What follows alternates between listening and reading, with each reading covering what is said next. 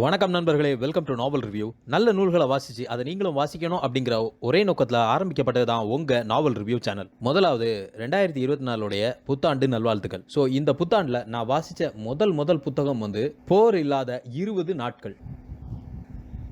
ரஷ்ய எழுத்தாளர் கான்ஸ்டான்டின் சிமனேவ் அப்படிங்கிறவர் எழுதின 20 டேஸ் வித்தவுட் வார் அப்படிங்கிற ஒரு குறு கதையோடைய அப்படியே தமிழாக்கம் தான் இந்த போர் இல்லாத 20 நாட்கள். இதனுடைய டிரான்ஸ்லேட்டர் வந்து சோமசுந்தரம். இது வந்து சிந்தன் புக்ஸ் சார்பாக வெளிவந்திருக்கு. மொத்தம் ஒரு 300 பக்கங்கள் வரும். இந்த நாவலை இந்த 2024 முதல் நாள் அன்னைக்கு நான் வந்து வாசித்தேன்.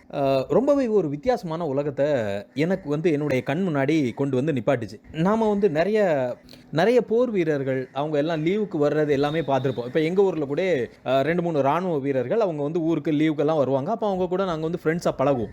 ஆனால் அவங்க அந்த லீவுக்கு வர்றாங்கல்ல, அப்போ அவங்களுடைய மனநிலை எப்படி இருக்கும் அப்படிங்கிறது என்னைக்காவது நீங்கள் வந்து யோசித்து பார்த்துருக்கீங்களா?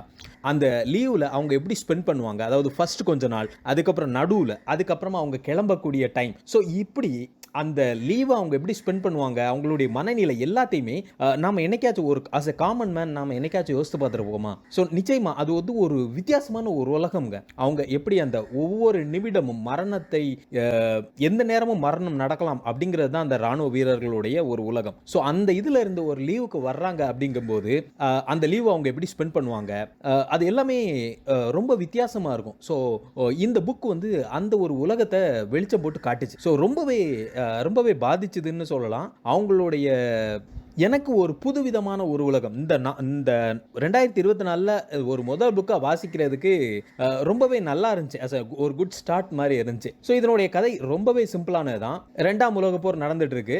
ஸ்டாலின் கிரேட், அதாவது ரஷ்யாவுடைய ஸ்டாலின் கிரேட் நகரத்தில் ஒரு மிக கொடூரமான ஒரு போர் நடந்துட்டு இருக்கு. ஜெர்மானியர்களுக்கும் ரஷ்யர்களுக்கும் மிக கடுமையான போர் நடந்துட்டு இருக்கு. அப்போ மேஜர் லொபாட்டின், ஸோ இவர் தான் இந்த நாவலுடைய கதாநாயகன். இவருக்கு ஒரு 20 நாள் லீவ் கொடுக்குறாங்க. எதுக்கு அப்படின்னா, தூர தேசத்தில் இருக்கிற தொலை தூரத்தில் இருக்கக்கூடிய டாஸ்கண்ட் அப்படிங்கிற நகரத்தில் போய் அங்க இவருடைய ஒரு சோல்ஜியர் ஒருத்தர் இறந்துட்டாரு. ஸோ அது சம்பந்தமான நியூஸை அந்த வீட்டுக்கு இவர் வந்து கொண்டு போகணும். அப்போ இவர் அந்த 20 நாள் லீவ். ஸோ இந்த மேஜர் லொபாட்டின் வந்து அந்த டாஸ்கண்டுக்கு போறாரு. அதுல இருந்து இந்த நாவல் வந்து ஆரம்பிக்குது. ஸோ 20 நாள் லீவ், எந்நேரமும் மரணத்தை எதிர்நோக்கி கொண்டு இருக்கிற ஒரு பயங்கரமான ஒரு யுத்த களம். அதுல இருந்து இவர் மெல்ல மெல்ல அப்படியே அந்த டாஸ்கண்டுக்கு போறார். அந்த போகிற வழிகள், அந்த டாஸ்கண்ட் நகரத்தில் இவர் போய் இறங்கினதோட இவருக்கு பயங்கர ஷாக். ஏன்னா அங்க எப்படி இவங்க சண்டை போட்டுட்டு இருக்காங்க, இங்க எந்த ஒரு டிஸ்டர்பன்ஸுமே இல்லாம மக்களுடைய தினசரி வாழ்க்கை நடந்துட்டு இருக்கு. ரயில் ஓடுது, மக்கள் எல்லாம் ஒரு நார்மலா நடந்துட்டு இருக்கு. இதை இவருக்கு பார்க்கும்போது ரொம்பவே ஒரு வித்தியாசமா இருக்கு. அவரால் ஏத்துக்கவே முடியல. முதல் ஒரு 3-4 நாட்கள் எல்லாம் அவரால் அந்த நார்மலாகவே இருக்க முடியல. ஏன்னா எந்நேரமும் யுத்த களம், எப்போ எதிரிகள் வருவாங்க, தூங்க முடியாது, அந்த மாதிரியான ஒரு சிச்சுவேஷன்ல இருந்து ஒரு ரிலாக்ஸான மூடுக்கு வர்றதுக்கே அவருக்கு ஒரு 3-4 நாள் ஆகுது. அதுக்கப்புறமா மெதுவா தான் வந்த வேலைகளை எல்லாம் பார்க்கறாரு. அந்த டாஸ்கண்ட் நகரத்துடைய வீதிகள்ல மெதுவா நடந்து போறாரு. அது ரொம்ப கேப்டிவேட்டிங்கா இருக்கும். நீங்க வாசித்து பார்க்கும்போது ஒரு ராணுவ வீரர் அவருடைய லீவுக்கு வந்திருக்கிறாரு. அந்த இடத்துல அவர் மெதுவா நடந்து போகிறார். அதான் அதுல முக்கியம். ஏன்னா எப்பவுமே அவங்க அலர்ட்டா இருப்பாங்க. எந்த நேரத்துல எந்த இடத்துல இருந்து எதிரி வர்றான்னு தெரியாது. ஸோ அப்படி இருக்கிறத விட இந்த ரொம்ப அழகா அந்த தெருவுடைய அழகை ரசிச்சுட்டு மெதுவா நடந்து போகிறது ரொம்ப டச்சிங்கா இருந்துச்சு எனக்கு வாசிக்கும் போது. நிறைய ஃப்ரெண்ட்ஸ் எல்லாத்தையுமே அவர் வந்து சந்திக்கிறாரு. ஒரு பெண் கூட காதலில் விழுறாரு. அப்படி ஏகப்பட்ட ஒரு நார்மலா ஒரு மனுஷன் ஒரு 20 நாள்ல என்னென்ன செய்ய முடியுமோ அது எல்லாத்தையுமே தான் ஒரு சந்தோஷமா இருக்கணும் அப்படிங்கிறதுக்காக அதுக்கப்புறம் செய்யறாரு.